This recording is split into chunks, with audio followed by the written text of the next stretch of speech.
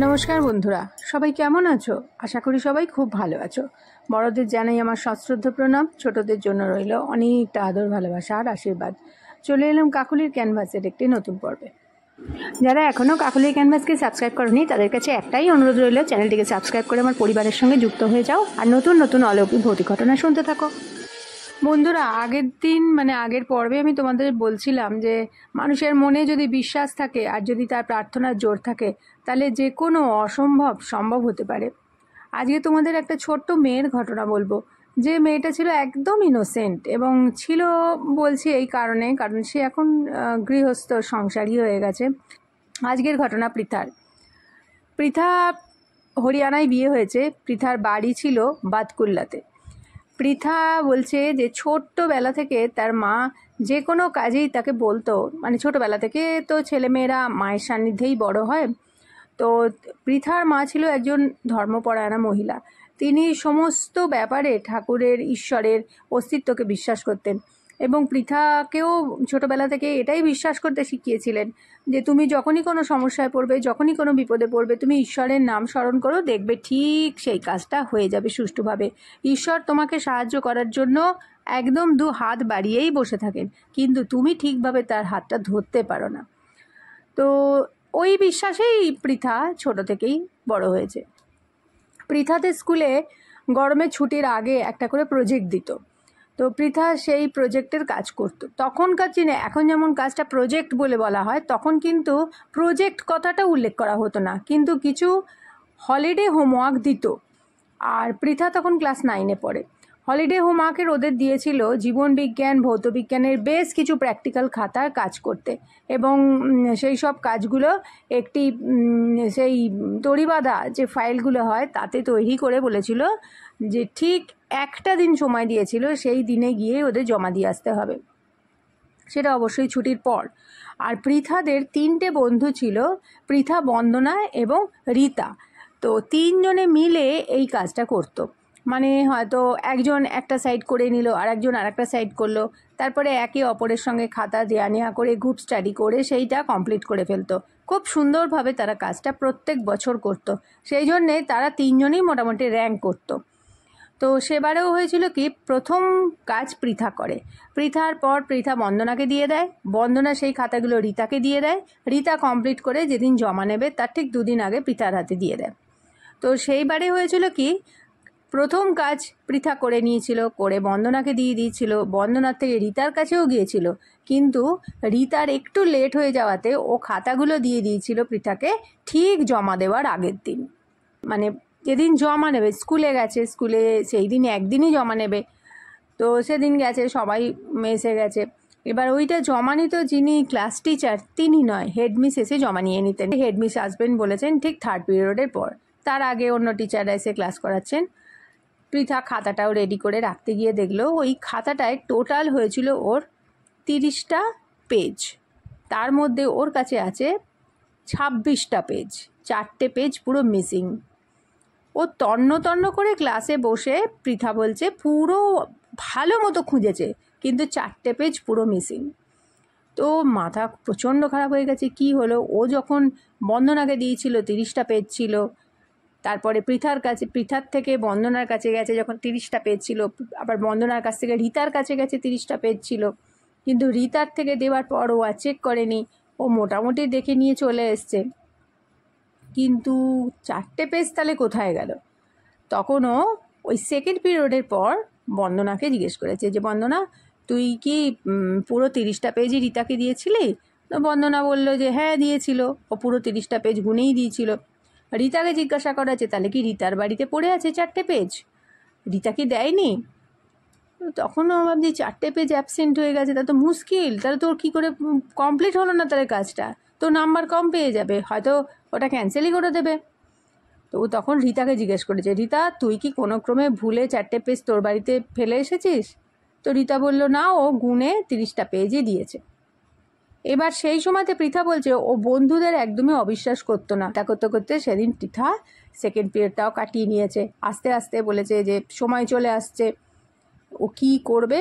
লাস্টে যখন 3rd period start হয়েছে, অন্য টিচারের ক্লাস বলেছিল তো 3rd পিরিয়ড হয়ে গেলেই আসবে, ও ঘামতে শুরু করেছে, ওর শরীর খারাপ করছে, নার্ভ ফেল করে গেছে, নার্ভাস ফিল করছে, খুব মানে ভয় পাচ্ছে। আর সেই সময়তে না, সেই সময়তে কেন এখনও স্কুলে মোবাইল ফোনটা ঠিক অ্যালাউ নয়, কাছে আর কোনো উপায় ছিল না। ও জেনেই গেছিলো সেই বছরে ওর ওই যে প্র্যাকটিক্যাল যে খাতাগুলো সেইটায় ও শিওর 0 পাবে, কারণ ও জমা দিতে পারবে না। ও বসে বসে কি করবে, এবার সেই একই উপায় ও ভগবানকে স্মরণ করে যাচ্ছে, হে ভগবান। এবং ও এই মানে বিশ্বাসটা রাখতো ঠাকুরের প্রতি। অন্য কেউ হলে বলে ভাবতো যে ভগবানকে ডেকে আর কি হবে, আসল খাতাগুলোই জমা নেই, পাতাগুলোই নেই, ভগবান কি দিয়ে যাবে হেঁটে হেঁটে। তো কিন্তু পৃথার তো ছোট্টবেলা থেকে একটা সাংঘাতিক বিশ্বাস ছিল, একদম অন্ধবিশ্বাস, যে ভগবান ওর ব্যবস্থা ঠিক করে দেবে, ঈশ্বর ঠিক ওর ব্যবস্থা করবে। ও ভগবানকে ডেকে যাচ্ছে, ঈশ্বরকে ডেকে যাচ্ছে, হে মধুসূদন, হে শ্রীহরি। ওর মা বলেছিল মধুসূদনকে বিপদকালে স্মরণ করবি। রোল নাম্বার অনুযায়ী খাতা জমা দিচ্ছে। ওর রোল ছিল 25, এইবার তো আস্তে আস্তে 20 অবধিও এসে গেছে। ও মাথা নিচু করে বসে আছে। 23 নম্বর রোল হয়ে গেছে, 24 নম্বর রোলেরও খাতা ডেকেছে, স্টুডেন্টকে ডেকেছে এসে খাতা জমা দিতে। ঠিক সেই সময়তে ওদের যে মহিলা আর কি ওই স্কুলেই চাকরি করতেন, পিয়নের কাজ করতেন, এই রুম থেকে ওই রুমে নোটিশ বোর্ড নিয়ে যাওয়া, ওই রুম থেকে ওই রুমে কোনো জিনিস চক ডাস্টার নেই সেগুলো নিয়ে আসা, তারপরে আরও যদি কিছু প্রয়োজন থাকে সেগুলো বলা, এইসব করতে উনি চিন্ময়ীদি, ওনার নাম ছিল চিন্ময়ীদি, উনি ঘুরে ঘুরে মানে বিভিন্ন রুমে রুমে ঘুরতেন। তো হঠাৎ করে চিন্ময়ীদি ঘরে ঢুকলেন। তো বড়দি তখন মানে ওদের যে হেড মিস্ট্রেস বললো, হ্যাঁ কী ব্যাপার? বলছে এই ক্লাসে একজন স্টুডেন্টের গার্জেন এসছেন, আপনার সঙ্গে দেখা করবে। তো তখন বড়দি বললো, তুমি বলো গিয়ে, আমি ক্লাস করে যাচ্ছি। তো বলছে না, ওনার খুব প্রয়োজন, একবার একটুখানি যদি কাইন্ডলি আপনি যান। তো তখন হেড মিস্ট্রেস বললো যে ঠিক আছে, তোমরা একটু বসো স্টুডেন্ট না, আমি যাচ্ছি। বলে গিয়ে কিছুক্ষণ বাদেই হেড মিস্ট্রেস এসে বললেন যে পৃথাকে, পৃথা উঠে দাঁড়িয়েছে। বলছে তুমি বাড়িতে 4টে পেজ ফেলে রেখে এসেছিলে, তোমার মা দিয়ে গেছে, এ নাও। দিয়ে পৃথা নিয়ে দেখলো, হ্যাঁ ওই 4টে পেজই দিয়ে গেছে মা, কিন্তু মায়ের তো জানার কথাই না ওর পেজ কোথায় পড়েছিল, কি করেছিল। ও তো অদ্ভুতভাবে চমকে গেছে যে কি করে কি ব্যাপার হলো, হঠাৎ করে মা পেলো কোত্থেকে। দিয়ে যাই হোক, সেবারে ও খাতাটা জমা দিল, আর ধন্যবাদ জানাচ্ছিল ঈশ্বরকে যে ঈশ্বর তুমি সত্যিই আছো, তোমাকে মানে অসংখ্য অসংখ্য ধন্যবাদ। তো এলো, বাড়িতে এসে আগে ব্যাগ নামিয়ে ছুটতে দিয়ে মায়ের কাছে ছুটেছে, যে বলতে যে মা কি করে পেলো ওই 4টে পেপার। যেতে না যেতেই পৃথার মা বলছে, এই জানিস তো কি অদ্ভুত ব্যাপার, আজকে আমি বসে বসে নিচে আনাজ কুটছি রান্নার জন্যে, আর তোর টেবিল থেকে হঠাৎ করেই পেপারগুলো, একটা পেপার ফার্স্টে উড়ে এসে আমার বটির কাছে পড়লো, আমি তুলে রাখলাম, আবার পেপার উড়ে এসে বটির কাছে পড়লো, এরম করে দেখলাম 4-5টা পেপার উড়ে উড়ে আমার কাছে আসছে। তো আমি নিয়ে দেখলাম যে এই পেপারগুলো, ওই প্র্যাকটিক্যাল পেপারগুলো তো তোর প্র্যাকটিক্যাল খাতার মধ্যে থাকে। বলে আমি সমস্ত টেবিলে প্র্যাকটিক্যাল খাতাটা খুঁজলাম, তো কিছু দেখতে পেলাম না, বুঝতে পারলাম না। তারপরে তুই বলছিলি না যে প্র্যাকটিক্যাল খাতা জমা নেবে, আমার তখন কেন জানি না ভগবান মাথার মধ্যে হঠাৎ করে এই বুদ্ধিটা দিল, আরে এইটা প্র্যাকটিক্যাল পেপারে ও ফেলে রেখে যায়নি তো। হঠাৎ করে মাথার মধ্যে কেউ যেন আমাকে ইনস্ট্রাকশান দিয়ে বলছে এক্ষুনি গিয়ে ওটা স্কুলে দিয়ে এসো। বিশ্বাস কর, আমি ভাবতেও পারিনি যে আমি গিয়ে তোদের স্কুলে জমা দিয়ে বাড়ি এসেছি। মানে আমি তো আগে থেকে কোনো পরিকল্পনাই আমার ছিল না, আমি তো ঘরের কাজ করছিলাম, কিন্তু কেউ যেন আমাকে দিয়ে এটা করিয়ে নিল।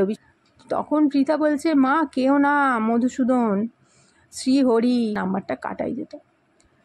তো পৃথা বলছে এই হচ্ছে ওর একটা অভিজ্ঞতা, যে অভিজ্ঞতাটা ও ছোটবেলায় করেছিল, কিন্তু এখন পৃথা সংসারে জড়িয়ে গেছে, ও সেই মনোসংযোগই আর করতে পারে না, এবং ঈশ্বরকে সেইভাবে ডাকতে গেলে 5 বার 5টা কথা মনে পড়ে। বলে চোখ বন্ধ করে আমি ঠাকুরকে স্মরণ করছি, ও বাবা মনে হচ্ছে এই বোধহয় গ্যাসে কিছু খাবার বসিয়ে এসেছি, তরকারি পুড়ে যাচ্ছে, এই বোধহয় ছাদে জামা তুলতে হবে, এই জলটা ভরা হলো না, কলে জল এসে গেছে। বলে হাজারো চিন্তা মাথার মধ্যে ঘুরে ঘুরে বেড়ায়। আমি যে কিছুটা টাইম শুধু ভগবানের জন্যই নির্দিষ্ট করে রাখবো সেটা আমার হয় না। ছিল একটা পৃথার অভিজ্ঞতার কথা। এবার বলছি একটি ভৌতিক অভিজ্ঞতার কথা। তো আজকে যে ভৌতিক অভিজ্ঞতাটার কথা বলছি, এই ঘটনাটা বলেছে ঝিমলি। ওর ঘটনাটা, কারণ ও এখন থাকে ক্যালিফোর্নিয়ায়, ওর 2 ভাই 1 বোন ওরা। তো বড় ভাই, ওনার বিয়ে থা হয়নি, উনি বাড়িতেই থাকতেন বাবা মায়ের সাথে। ছোট ভাই আর ঝিমলি এই দুজনেই বাইরে থাকে। তো বড় ভাইয়ের নাম ছিল ভোলা। এবার ঝিমলি বলছে ভোলা নামটা কেন হয়েছিল দাদার, কারণ দাদা ছোটোবেলা থেকে একটু ভোলেভালা ছিল। ও নিজের খেয়ালেই থাকতো, পড়াশুনোও বেশি দূর সেরকম করেনি। ঘরে বাবা মা আমরা ভাই বোন এক জায়গায় গল্প করছি, আমার ভোলাদা তখন অন্য জায়গায় গিয়ে গাছের তলায় বসে আছে, নয়তো ঘরের সদর ঘরের মানে ওদের যে বাইরে বৈঠকখানা ঘর ছিল সেই ঘরের চৌকির ওপরে চুপ করে আকাশের দিকে তাকিয়ে বসে আছে। ঝিমলির বিয়ে 3 বছর হয়েছে যখন, তখন ওর বাবা মা একদিন ফোনে বলল যে দেখ, যে বাড়িতে ওরা থাকতো সেই বাড়ির বাড়িওয়ালা এখান থেকে উঠে যাবে, আর সেই জন্যে সে বাড়ি বিক্রি করে দেবে। আমাদের বলেছে হয় কিনে নিতে নয় উঠে যেতে। তো ঝিমলি তখন বলল যে তোমরা কি করবে? তো তখন ঝিমলির বাবা মা বলল যে যেহেতু ওদের হাতে সেরকম পরিমাণ অর্থ ছিল না, কারণ মেয়ের বিয়ে দিতে মানে ঝিমলির বিয়ে দিতে আর ছোটো ছেলেকে পড়াশুনো করাতেই ওদের অনেক টাকা বেরিয়ে গেছে, তারপরে ভোলা কিছু করে না, তো সেই কারণেই ওদের হাতে এখন বাড়ি কেনার মতো পয়সা নেই। তখন ঝিমলি ওখান থেকে বলেছিল যে তোমরা তাহলে একটা ভাড়া বাড়ির সন্ধান করো, মোটামুটি যা ভাড়া নেয় দিয়ে দেবো আর টাকা পাঠিয়ে দেবো আমি, তুমি একটা ভাড়া বাড়ির সন্ধান করো। তো সন্ধান করবো বললেই তো সন্ধান করা যায় না, সেও 2-3 মাস গেছে। তো এরকম করে যখন অনেক সন্ধান করে করে করে করে অবশেষে তারই মধ্যে একটু কমের মধ্যে একটি বাড়ি পাওয়া গেছিলো। তো ঝিমলি বলছে মা বাবা আমাকে বলেনি যে তারা একটু কমের মধ্যে খুঁজছে, কারণ মা বাবার মনে হয়েছিল যে যে টাকাটাই দেওয়া হোক না কেন ওটা তো ঝিমলির হেঁটে, ওই জন্যে যতটা কম করা যায় মেয়ের একটু সাশ্রয় হবে, এই ভেবে ওরা একটি বাড়ির একটা পোর্শান ভাড়া পেয়েছিল, আর একটা পোর্শান বাড়িওয়ালা থাকতো। বাড়িওয়ালা নিজে থাকতো না, ওই পোর্শানটায় পুরো আর কি কমার্শিয়াল পারপাসেই ভাড়া দেওয়া হয়েছিল, মানে দোকান টোকান ছিল। আর একটা পোর্শানে একটি ঘর ছিল, নিচে গ্রাউন্ড ফ্লোরেই একটি ঘর ছিল, একটি রান্না করার জায়গা আর বেরুবার মতো একটু জায়গা, সামান্যই, খুব একটা বড় ঘর নয়। তা যেখানে ডাইনিং স্পেস ছিল সেখানে একটা মানুষ শুতে পারবে আর কি, টেবিল না পাতলে। তো ওই বাড়িটাই ওরা ভাড়া নিয়েছিল, ওটাই একটু কমে সমের মধ্যে পেয়েছিল বলে ঝিমলির বাবা মা আর ওই ভোলা দাদা ওইখানে উঠে গিয়েছিল। ওই বাড়িতে উঠে যাবার পর বাবা মা প্রথম দিকে কিছু বলেনি, পরে যখন 2-3 মাস কেটে গেল তখন বাবা মা বলল যে দেখ, দাদার মনে হচ্ছে শরীরটা আবার খারাপ হয়েছে, দাদা এখন আবার চোখে হ্যালুসিনেশন করছে। তো ঝিমলি জানতে পেরেছিল ভোলা নাকি জানলার পাশে, ঘরের মধ্যে, বিছানার পাশে কাকে যেন দেখে।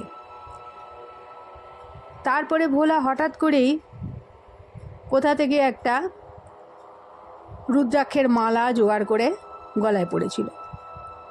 হাজারবার জিজ্ঞেস করা সত্ত্বেও বলেনি যে এটা ও কোত্থেকে কিনেছে না পড়েছে না কি করেছে। একটা রুদ্রাক্ষের মালা পরে বসেছিল সারা ঘরে, একটা জায়গায় বসে থাকতো, দাড়িও কাটতো না। আগে যদি বা ছিল কি একটু পরিষ্কার পরিচ্ছন্ন থাকতো, দাড়ি ফাড়ি কাটা বন্ধ করে দিল।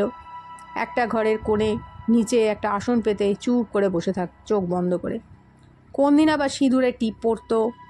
এরকম অদ্ভুত অদ্ভুত আচরণ করতে শুরু করলো ভোলা। ঝিমলিদের দেশে আসার কথা ঝিমলি ওর ছোটদাকেও জানালো। তো ছোটদা বলল যে ওর ছেলের স্কুলের ব্যাপারে একটু প্রবলেম আছে, ও আসতে পারবে না, ঝিমলিকে একাকেই যেতে হবে। তো ঝিমলি একাই এলো।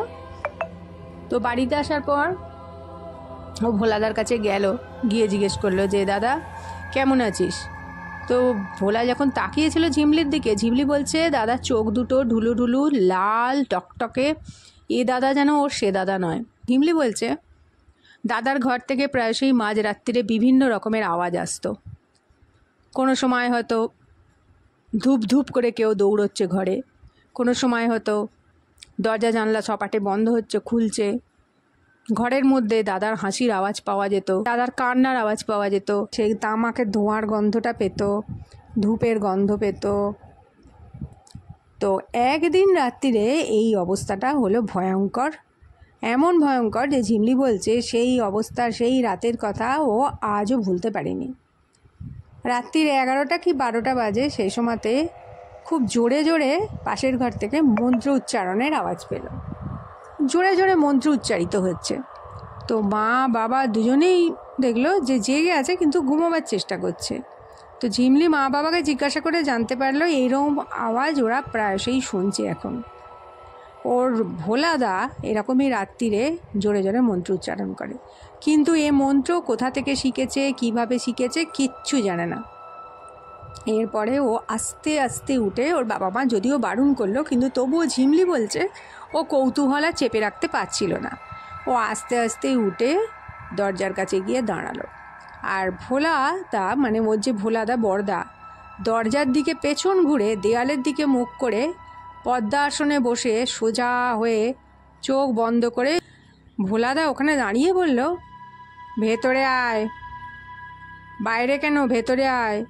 ও তো ঝিমলি বলছে ও বিশ্বাসই করতে পারছে না, দাদার মুখ হচ্ছে দরজার দিকে পেছন ঘুরে। দাদা কি করে দেখলো এসে দাঁড়িয়েছে। ঝিমলি কাঁপতে কাঁপতে ভেতরে ঢুকেছে। ঢুকে বলছে দাদার থেকে প্রায় 3-4 হাত দূরে এসে দাঁড়িয়ে আছে। ও দাদা তখন ওই দিকে মুখ করেই হাত দিয়ে ঠুকে মেঝের একটা জায়গায় ওকে বসতে বলল। তো ঝিমলি কাঁপতে কাঁপতে ওখানে বসলো। ঝিমলি বলছে ও চুপচাপ বসে আছে, আর কোনো কথা নেই। দাদা সেই জোরে জোরে মন্ত্র উচ্চারণটা বন্ধ হয়ে গেছে। হঠাৎ করে ঝিমলি বলছে ও চোখকে বিশ্বাস করতে পারছে না। হঠাৎ করে ও দেখতে পাচ্ছে 4 থেকে 5টা মাছি ওর দাদাকে রাউন্ড করে ঘুরে যাচ্ছে, আর একটা মানে আওয়াজ করছে, ভোঁ করে আওয়াজ করছে। রাত দুপুরে মাছি কোথা থেকে এলো, এইটাই ঝিমলির মাথায় ঢুকছিল না। ঝিমলির দিকে যখন ফিরেছে ঝিমলি ভয় পেয়ে গেছে।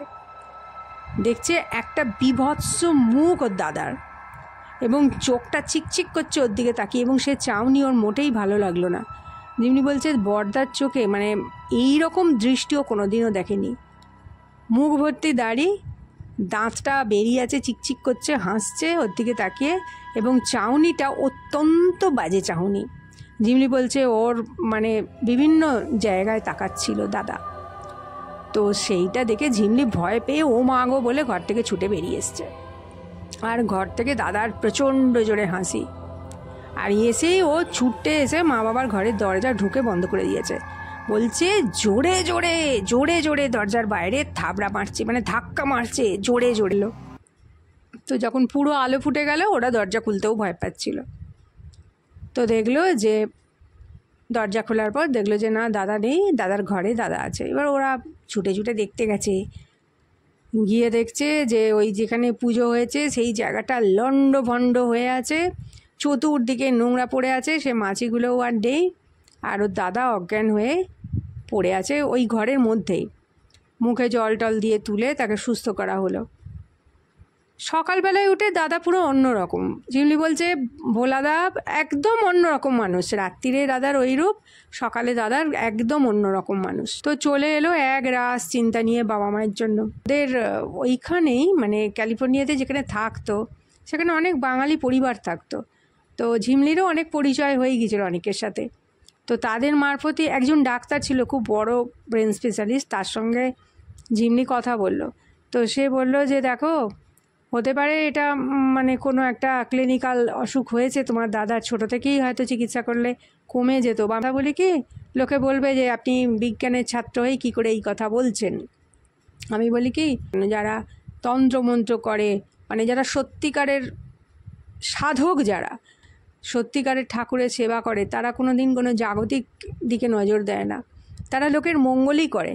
আর সাধক যখন জানো তো মঙ্গল করার বিদ্যা পায়, মা যখন তাকে মঙ্গল করার বিদ্যা দেন তখন কিন্তু তার আগে তার খারাপ বিদ্যাটাও আয়ত্ত হয়। কিন্তু ভালো সাধক কখনো খারাপ বিদ্যাকে প্রয়োগ করে না, তারা ভালো বিদ্যাকেই প্রয়োগ করে। কাজে এমন যদি কেউ তোমার চেনা থাকে তার সাথে তোমার দাদার সাক্ষাৎ করাও, তিনি ঠিক বুঝতে পারবেন যে কি হয়েছে পাবে। তো ঝিমলি তার বন্ধুদের মারফত জানতে পারলো ওদেরই দেশে এক জায়গাতে একটা কালীবাড়ি আছে, এবং সেই কালীবাড়িতে যিনি পুজো করেন তিনি স্বপ্নে পেয়েছিলেন মাকে, এবং তিনি নিজেই জন্ম সাধক, মানে জন্ম থেকেই তিনি মায়ের উপাসনা করেন। চিন্তা করেছে যে এবার যেতে হবে। এবার দেখো যেতে হবে বললেই তো আর যাওয়া যায় না, অতটা দূরের ব্যাপার। তার পরিকল্পনা করতে করতে মা বাবার সঙ্গে আলোচনা করতে করতে দুঃসংবাদটা এসেই গেল। তার মা বাবা দুঃসংবাদটা দিল যে তার দাদার মানে ভোলা শেষ হয়ে গেছে। হঠাৎ করে একদিন সকালবেলায় উঠে তারা দেখছে যে ঘরে পড়ে আছে, এবং কোনো শরীরে আঘাতের চিহ্ন নেই, কোনো কিছুর চিহ্ন নেই, পড়ে আছে। তো সঙ্গে সঙ্গে ওকে খবর দিয়েছে, ও সেই এলো বাড়িতে, কিন্তু সে একটু যদি আগে আসতো তো যাই হোক, সমস্ত কাজকর্ম যখন সব মিটে গেল, তবুও ওই কালীবাড়ির ওই মানে যিনি সাধক তাকে বললেন সব কথা। তো তিনি বাড়িতে আসবেন না বলেছিলেন, তবু অনেক সাধনা মানে সাধ্য সাধনা করে তাকে নিয়ে আসা হলো। তিনি তো দরজার কাছে থেকেই বললেন আর আমি ঢুকবো না। তো তখন ওরা জানতে চাইলো কেন, বলছে এই ঘরে একটা নেগেটিভ শক্তি আছে এবং তাকে আমি চোখের সামনে দেখতে পাচ্ছি, সে বসে আছে। তা বলে ঝিমলি বলছে তিনি চোখটা বন্ধ করলেন এবং করে তার বর্ণনা যা দিলেন, তাই সেই বর্ণনার সঙ্গে চেনা কারোর বর্ণনা খুব মিলে গেল। লাল কাপড় পরা একজন বসে আছেন, গলায় রুদ্রাক্ষের মালা, চোখ দুটো চিকচিক করছে, চাহনি মোটেও ভালো নয়। উনি অত্যন্ত পরিমাণ রিপুদোষে কাবু এবং দাঁত দিয়ে তার মানে রাক্ষসের হাসি বেরিয়ে আসছে। এই লোকটি অপঘাতে মৃত্যু হয়েছিল তার নিজস্ব রিপুদোষে এবং সে এককালে সাধনা করেছেও এবং সাধনা করতে করতে সে বেলাইন হয়ে গিয়েছিল এবং জাগতিক কামনা বাসনা তাকে প্রচণ্ড পরিমাণ বশ করে ফেলেছিল এবং তার জন্যে তার শেষ হয়েছিল এবং সে এই ঘরে বসেই করতো, তার সাধনা চালাতো। তো সেই জন্যে সেই ঘরেই অবস্থান করছে। কামনা বাসনা চরিতার্থ করার জন্য তার একটা শরীরের দরকার ছিল, সেটাই তোমার দাদাকে হয়তো বানাতে চেয়েছিল। অবশেষে সেই একই তার সেই অপূর্ণ সাধনা, তার সেই অসমাপ্ত কাজ সে দাদার মাধ্যমে করতে গিয়ে আবারও সেই ভুল করে সে আবার চলে গেল প্রেতজনিতে। ঝিমলি বলছে ঝিমলি পরে পরে জানতে পেরেছিল যে ওই বাড়িটা, যে বাড়িওয়ালা, সে একজন লোককে ভাড়া দিয়েছিল যে রাত্রিরে কালা জাদুর চর্চা করত এবং সে আরও অনৈতিক অনেক কাজ করত, যার জন্যে কিছু লোক অজ্ঞাত পরিচয়ে এসে তাকে ওই ঘরেই মেরে রেখে যায় এবং তারপর বহুদিন ওই ঘরটি বন্ধ ছিল এবং খুব কষ্ট হতো যে দাদাকে কে দেখবে, বাবা মা চলে যাওয়ার পর ভোলাদার কী হবে। কিন্তু ভোলাদার ভবিতব্য বোধহয় এরকমই ছিল। তো যাই হোক, ঝিমলির ছিল এই একটা অভিজ্ঞতা, খুবই দুঃখজনক অভিজ্ঞতা ঝিমলি শেয়ার করেছে। আমিও তোমাদের সাথে আজকে দুটো ঘটনা শেয়ার করে দিলাম। আশা করি ভালো লাগবে। ভালো লাগলে অবশ্যই লাইক করে দিও, শেয়ার করো, কমেন্ট করো। তোমাদের যদি কোনো ঘটনা থাকে আমাকে অবশ্যই করে পাঠিয়ে দিও। আজকের মতো এই পর্যন্ত। পরের দিন আবার হাজির হয়ে যাচ্ছি নতুন কোনো ঘটনা নিয়ে। ততক্ষণের জন্য সবাই খুব ভালো থাকো, খুব সুস্থ থাকো, আনন্দে থাকো আর কাকলির ক্যানভাসের সাথে থাকো। নমস্কার, ধন্যবাদ। আমার সমস্ত ভিউয়ার্সদের জানাই আমার অন্তর থেকে অজস্র ধন্যবাদ। এবারে বলবো তাদের কথা যারা আমাকে আগের পর্বে কমেন্ট করেছো। তারা হলেন মায়া সরকার, গীতা গোস্বাম এবং নাম না জানা এক বন্ধু। তিনি আমার আগের একটি ভিডিওতেও কমেন্ট করেছেন। তোমাদের সবাইকে জানাই অন্তর থেকে অজস্র অজস্র ধন্যবাদ এবং ভালোবাসা।